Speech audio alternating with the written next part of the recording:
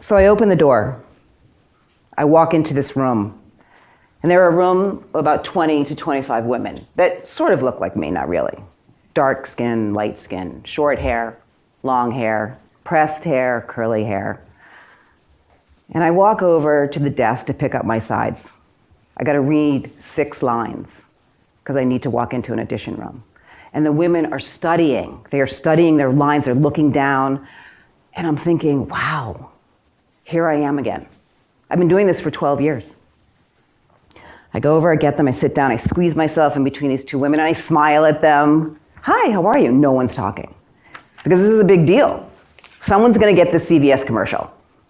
Someone is gonna get it, and people are gonna work hard at it, and they're gonna pace up and down the hallway, and they're gonna read their lines, and they're gonna get to the perfect inflection. And I sat there, and I looked up, and I studied them, and I looked at all of them, and I wanted to yell from the rafters. It doesn't matter. It doesn't matter. It doesn't matter whether you are the best actor in this room. It doesn't matter if you have the best inflection. All that matters is what they're looking for today, whether they need somebody short, whether they need somebody tall, whether they need someone light skin, dark skin, medium skin, whether they need curly hair or straight hair. And that's when I realized something has to change. Something has to change, and it has to be me who changes it. So I go in, I do my lines. Okay, I got the gig, but that didn't change anything. I still realized that I had to change something.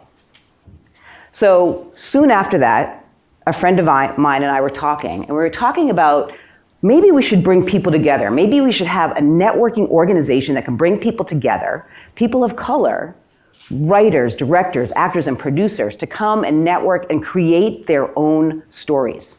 Stories that were so much more reflective of who they were and their communities. So we called it the Color of Film Collaborative. And we set out on this great journey to bring all these people, these women who were in this room in Boston who I'd never seen before, and other directors and actors and producers who I'd worked with, to say, come on in, let's all talk, let's all get together, let's create our own stories. So we had our first meeting. It started at 6 o'clock. We made 50 copies of everything. We ordered food. It was gonna be amazing. At 6 o'clock, 1 person showed up. At 6:15, 2 people showed up. And by 6:30, there were 5 of us in a room.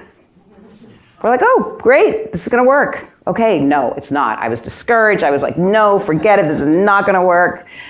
What was I thinking? This is an organization is never gonna happen.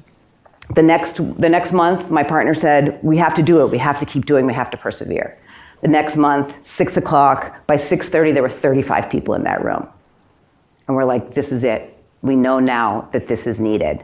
And what we found out was that the reason why they didn't come in the first place is because something like this had already existed.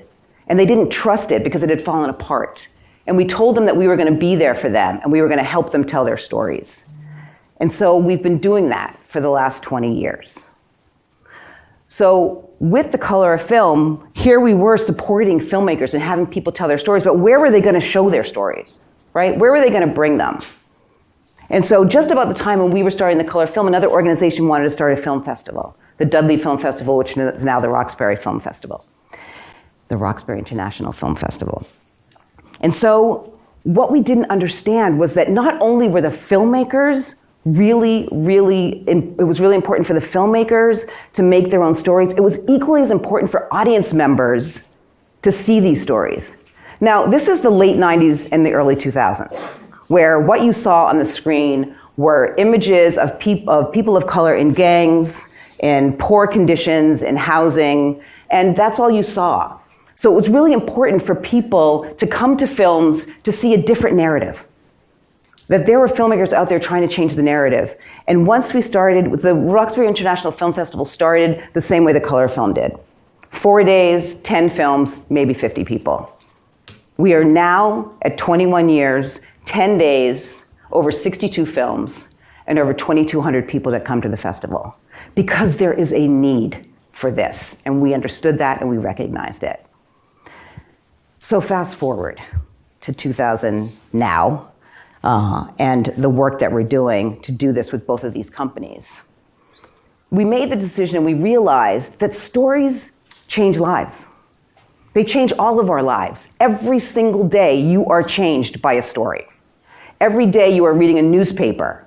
You are looking at YouTube. You are looking at Instagram. You are looking at Snapchat, anything. It's everywhere. You cannot help but feel it. It may be subtle and it may be catastrophic and it may hit you in the face. But for the most part, these stories are washing over you. And that is where the change comes. It may not be right away, but it may be a story that you read that you now have a conversation about. And oftentimes, this is what these films do. They make the unfamiliar familiar. They give you opportunities to have conversations with conversations that you never had before, right? They show you places that now you never knew about, but now you want to visit. That's what they're supposed to do. And that's what our independent filmmakers do. I can't tell you how moved our audiences have been because of the work that we have brought forward with them. So here we are, understanding that this is a really important part of what we do. Now, it is true that films are a catalyst to change, right? And Martin Scorsese said, "Movies touch our hearts and awaken our vision, and they change the way we see things. They open our minds." And it's true when you think about films like An Inconvenient Truth and what that did for the conversation around climate change. We can see that that happened with the film Super Size Me and what it did with the conversation around fast food.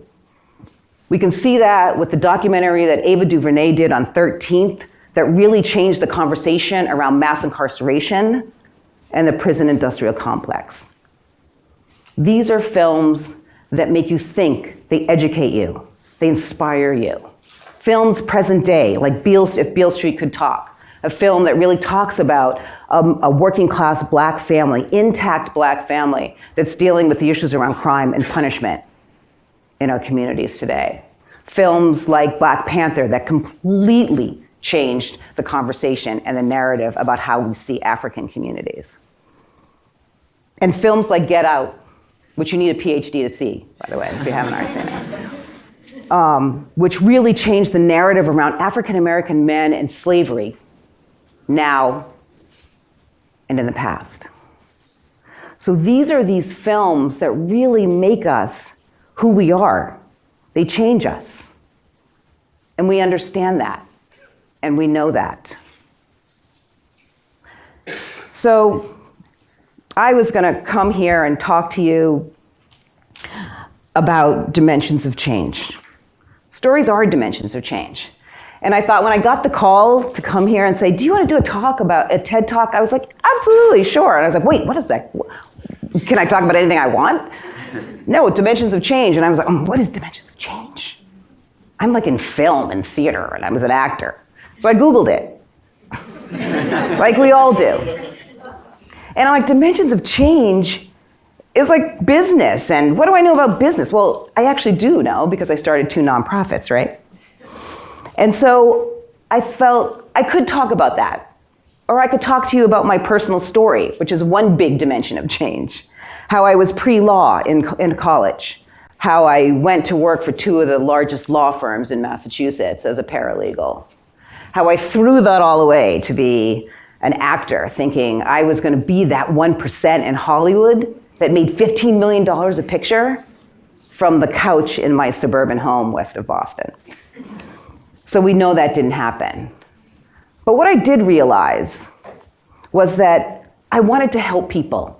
And maybe it wasn't the law, and maybe it was this, maybe it was film, maybe it was bringing films and filmmakers out of the darkness to create these films. So that was my mission. And so then from there, I start The Color of Film.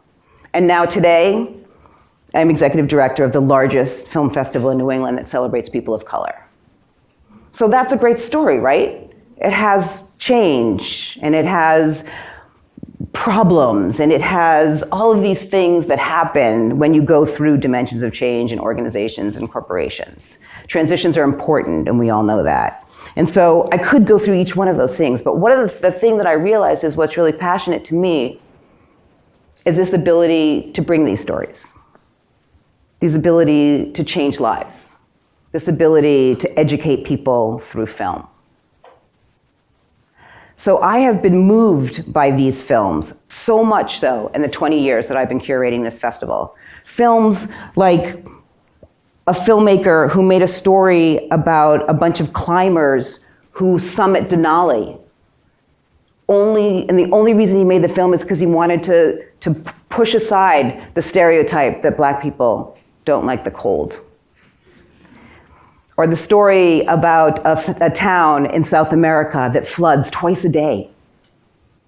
And the story of this young couple who's living in that town and how the tide ebbs and flows as their relationship ebbs and flows. I knew nothing of this town, right? Or the story of a filmmaker who made an amazing film called Liana that talks about how storytelling helps in the trauma and helping trauma in children in places like Africa and around the world. And the latest story that we're probably going to be screening at this year's film festival that asks the question, what are you doing with your freedom? These are films that change your life. These are films that stick with you. This is why I do what I do. So my question to you is, what is the story that changed you? Or better yet, what's the story you're going to tell that's going to change a life, fill a heart, or inspire a soul? Thank you.